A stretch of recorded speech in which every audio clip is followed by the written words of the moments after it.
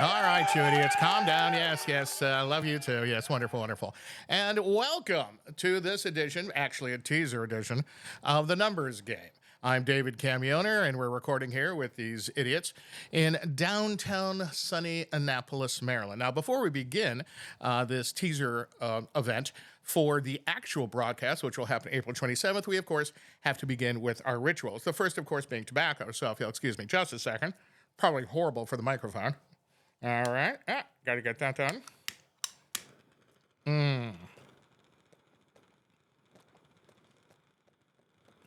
All right, we start with that. Of course, I'm going to probably need this again because it'll go out. No, that's not a metaphor. Anyway, and of course, how do you do this, cigars, without whiskey? So, we've got some here. I believe this is Woodford Double Oaked. Gonna pour a little here. No, I was gonna use like iced tea or something as a prop, but nah. Because if I did use iced tea or something like that, we wouldn't get this response at like 10 in the morning. Jesus. Okay. Tobacco. Remember, as opposed to what anybody in authority has ever told you, alcohol and tobacco do mix. Anyway, so what are we doing here? Well, as some of you know who saw it, this is our third episode, or I should always say 2.5. Dr. Tim Blessing is usually with us. Tim is feeling a bit under the weather today. Plus, he had to catch a plane. There was a coup in some third world Asian nation, interesting, that he had to advise quotation marks to. So we had to reschedule again till the 27th.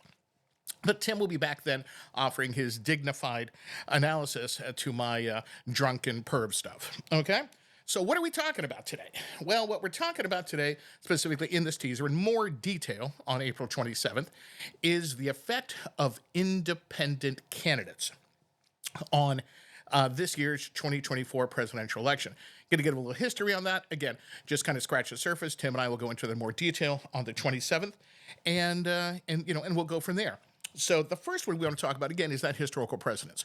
So right now, unless you're a complete idiot, you see that the independent candidates, right now that we're talking Kennedy, we're talking Stein, and we're talking West, are a dagger pointed at Joe Biden. Because West isn't taking away from Trump. Stein certainly isn't. And the way Kennedy is going right now, especially with the left-wing California nutcase Shanahan, though she brings a lot of bucks with her, as his running mate, these are all taking away from Biden. But how has this happened before? Well, we got to go back over 100 years. Hold on, got to do a little more of this. Nice. Again, not inhaling in this. So kids, if you're watching, when your parents aren't looking, go get cigars, okay? They might tell you this is a bad thing. No, it's a good thing. I've been smoking cigars since I was like 15, and look at me. Look at the health here. Yes, look at this glorious man body that you too will want at 62 years old. Anyway, so 1912, Teddy Roosevelt. So 1912 election you have three basic guys. You've got William Howard Taft, the incumbent president. You've got Woodrow Wilson, the worst president in American history. By the way, Taft was the incumbent Republican, and Woodrow Wilson is the Dem. And then you've got the guy that put Taft in office in 1908 in the first place, Teddy Roosevelt, former president. Many people think a great president. Now, Teddy is one of those guys that has to be the bride at every wedding.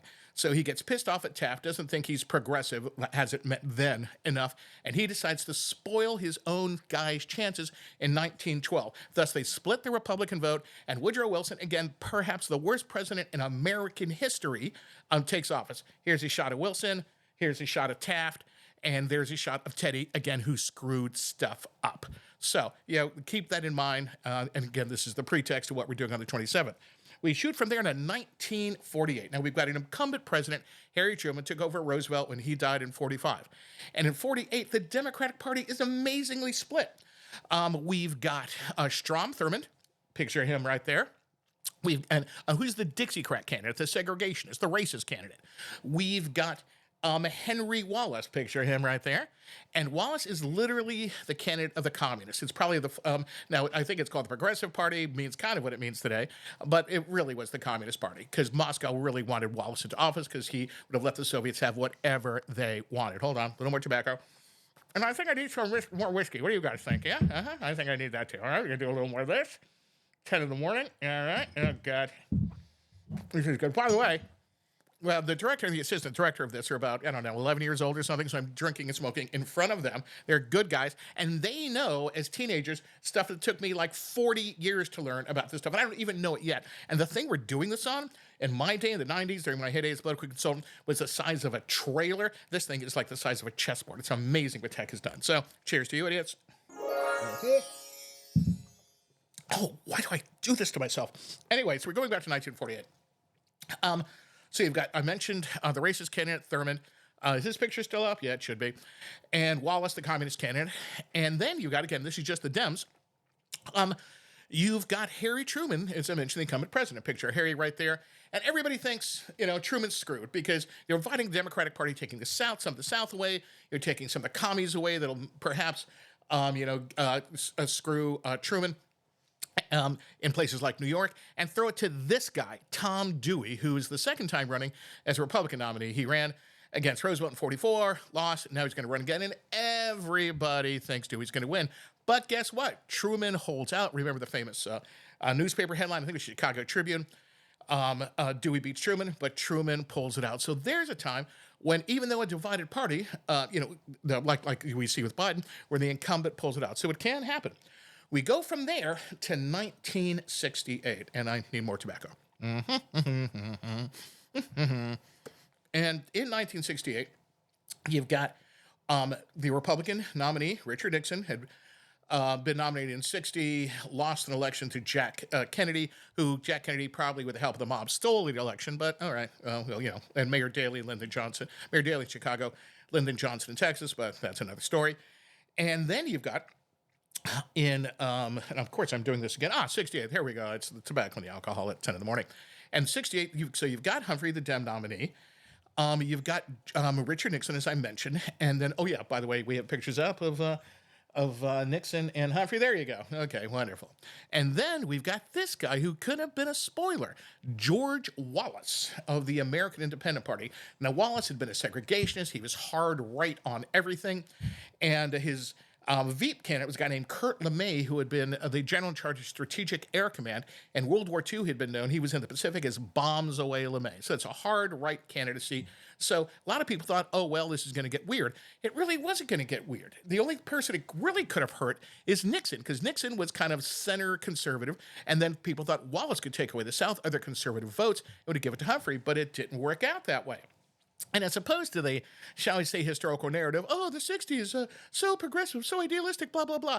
If you take the 68 votes of Nixon and Wallace, put them together, you've got like 50, 60% a blowout for the right and right of center. Same thing, of course, we don't happen at 72. Nixon like waxes McGovern's skis by about 60% or something like that. So we see that at that time, where the candidate of the Veep, Humphrey was Johnson's Veep, even though, the other guy is kind of split, still takes it. So again, it could happen. Could it happen to Biden this time? Perhaps. I'm not thinking so, and I'll tell you why in a minute. And the last time, and a lot of us remember this, is 1992. Okay, what happens there is you've got George H.W. Bush, the incumbent, picture there of George, and then you've got Bill Clinton, the Dem, picture there of them. And then you've got Ross Perot. And it's almost a 1912 scenario because I believe Perot in 92 got around 19%. That 19%, I think a majority of it would have gone to George H.W. Bush because Perot was running kind of as a populist, which is in that sense right of center. I don't think they would have gotten Bill Clinton's votes. And so what happened was that Ross Perot screwed George H.W. Bush. So that's a very thumbnail sketch of stuff. We're going to get into more detail on April 27th or around that time. So where do we stand today with these things? Well, we heard a couple days ago that No Labels, which would have been another independent candidacy, is deciding not to run anybody. Excuse me. Now, they talked to Chris Christie, They had talked to Joe Manchin. They had talked to a bunch of people, and everybody said no, even Nikki Haley probably. And they said, no, no, no, we're not interested because there's not a clear path to the presidency. Also, these guys are not about Donald Trump. And they understand that independent candidacies will help Donald Trump and hurt Joe Biden. Not that they want Biden to win. They didn't want to do anything to help Trump. So, that's where we are with no labels. So coming back to the main independent, and you know who that's going to be? That is going to be Bobby Kennedy Jr. Now, what is going to happen here is the guy is just, he's going to really hurt Biden. Now, he's going to hurt Biden here in this graphic. You see those two upper Midwest states, specifically Michigan, Wisconsin. If Bobby Kennedy in the white working class, possibly with the moxie of his uncle and his dad working for him, can hurt Biden enough in Michigan and Wisconsin, which is what Trump took in 16, Biden took in 20. He cuts into Biden enough where he hurts it and gives it to Trump. It is going to be very hard for Biden to win. But, and remember, Perot hit 19% in 1992. Let's say Bobby Kennedy runs wild. It's possible. If that happens, the map could look like this. Look at those states. Swing states. You see New Mexico. You see Arizona. You see New Jersey comes in play. My pal Tim Blessing says Rhode Island. I know how that sounds. Comes in play. It's not colored in here. He even thinks New York could possibly come into play. But we're looking at Virginia. We talked about Wisconsin and Michigan before. Pennsylvania. All these states. Bobby Kennedy gets. Let's say he does like Perot. Let's say he gets 19-20%. That is going to come right off Biden. Now, what does that mean? And the Dems know this. In fact, the DNC, and specifically look for a guy by the name of Mark Elias, he's going to be doing a lot of this for the DNC. They specifically have an office dedicated to crushing third-party candidacies because they know it's going to help Trump. So they're going to be, you think 2020 was anything when it comes to election shenanigans for the Dems? This is going to be outrageous, especially aimed at third-party candidates, keeping them off the ballot, et cetera, et cetera. Now, what are Kennedy's options? He's only on the ballot right now as we speak on April 6th. I believe in Utah. So he's got to get in the ballot to really hurt everybody, not only in the swing states, to hurt Biden, not only in the swing states, but in as many states as you can. A party that's on the ballot in all 50 states? The Libertarians. Yes, I know. Yes, I'm aware. I'm aware of their amusement. But, if he can get on the ballot through the Libertarians, and there are some things Libertarians will like about Bobby Kennedy, the foreign entanglement stuff, et cetera, stuff they might not like, some of the environmental stuff, but I bet they could live with them, and he could live with them. And if that happens, and Bobby Kennedy on the LP Libertarian Party is there in all the states, dear God for Joe Biden. I mean, it is just not going to be easy for him. So that's what we're looking at this year. And of course, we've got Jill Stein. She's going to be taking away from really annoying, really annoying, suburban women. You know the type, the Nurse Ratched routines. Those people, look, I am no chauvinist. Okay, maybe I'm a little chauvinist.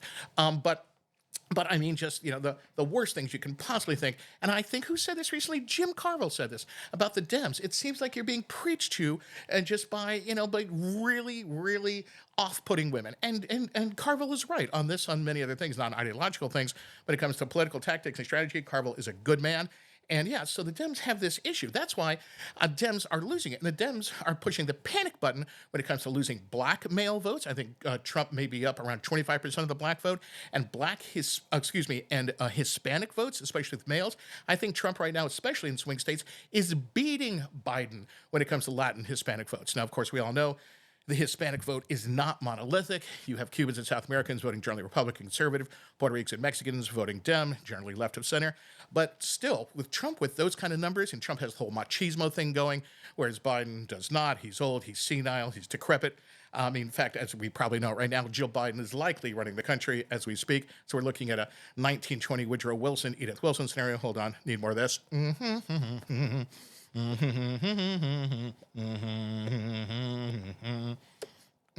Anyway, so we're looking at that scenario.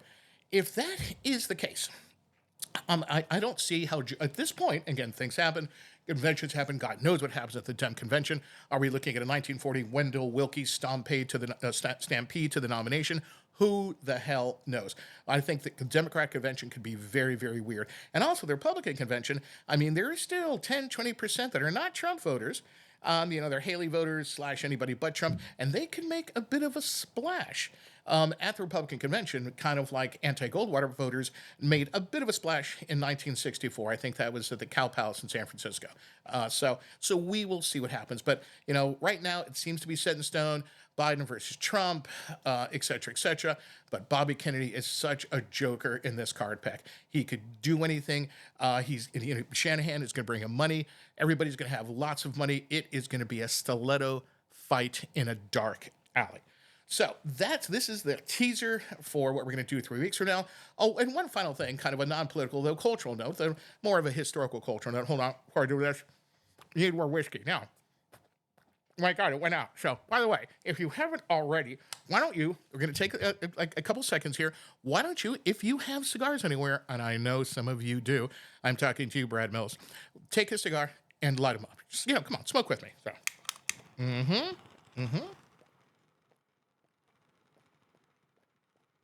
There we go. Now, I know some of you, and God knows when you'll be listening to this, might also have a little whiskey around. So, if you have Woodford, again, the double oaked here, just take a little. Let's get in the spirit of the thing. So, just a little, because it's 10 in the morning. And, why am I doing this? For the entertainment value. Yeah, you're welcome. All right, cheers.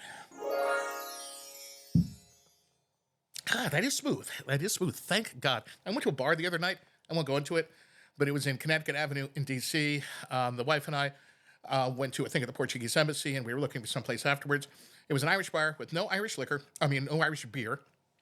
And I want to get a Jack and Coke. That's what I usually drink, when I'm out. Just kind of on the town. It's something I can handle forever. It tastes good. Sinatra drank it, blah, blah, blah. And this is a bar that did not have Jack Daniels. Literally, I asked for Jack and Coke. They had Evan Williams. Now, I have nothing intrinsically against Evan Williams whiskey, but Evan Williams and Coke, don't do it. Trust me, it is not the best thing you can do. Anyway, so hopefully some of you now had some whiskey with me. You could be watching this in the evening. You could do it. And so I just poured some for yourself. I'm talking to you about D'Souza. Do some of this. And so you're having a cigar. You can pause this if you want. Stop right here for a couple of seconds. Do some whiskey. Do some cigars. Okay, I'm going to pause it like for 10 seconds. Not pause it, really. I'm going to put some music in right now. Okay, so we're going to, the opening music, the little kind of funky thing. By the way, if you've noticed, we have really done something cool. We have upped our game so much from the first and second episode. First episode shot on my phone. It was fun. Second episode shot in the studio of an august institution of learning. It kind of worked. It was much better due to our director who did a lot of stuff post. But this one, we've got a whole new setup here. We're filming it. Well, that's not filming. I mean, podcast filming and all, that kind of new tech and stuff. So this is really much better. And the 27th, when Tim is back, it's going to be even so much better. So let's do some music. La, la, la. Yeah, Yeah, let's get down. Let's get down. All right, there it is. Bring the music up, director. Yeah. There you go. All right, okay. There you go. Can you get into that 70s groove? I was 10 years old in 71, yeah. I've been, theoretically 10 years old. I could have been driving like a canary yellow Lincoln Continental. Yeah, I could have done that, Maybe a hat with a feather in it. Okay, all right. Let's groove. Okay, get your whiskey, get your cigars. That's right, all you guys out there. I'm going to pour myself in more whiskey. This has been like 10 minutes in. This is like my fourth drink, all right? La, la, la, da, da, da, da, da, da. A little more, not a lot more. Yeah, okay. All right. Jeez. Oh, jeez. Motherfucker. Anyway, so...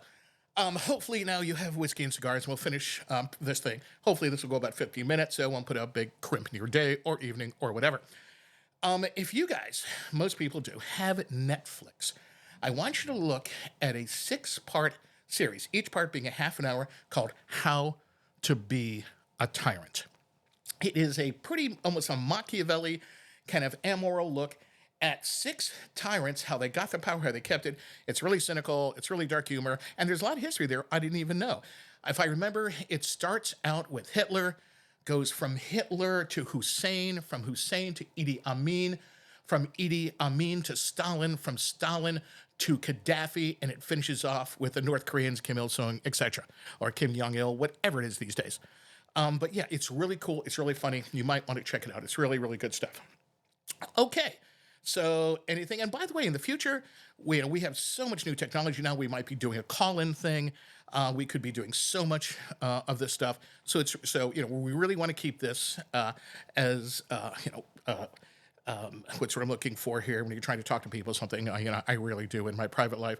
I try to keep it as, shall we say, cooperative, possible. You guys can call in, etc., and it can be really, really a lot of fun. Also, if you're seeing this wherever, on Facebook, YouTube, whatever, give us a note. Tell us what you think about this stuff, okay? We think it could be pretty, pretty cool. Anyway, all right. So, again, this was just a teaser. The next one will be about double this. Is about 15 minutes, more than double this length, probably. Tim Blessing will be back in his dignified aura. I will be here drinking and smoking. Tim will probably be drinking and smoking a bit then, too. And if you guys have nothing else, and again, let us know how you feel about this. So, director, give me some music. There we go. Okay. All right, so this is David Camiona, and this is the Numbers Game. And thank you so much for listening. Oh, yeah. And we will see you again in about 3 weeks. Okay. Yeah, thank you, guys. Appreciate it.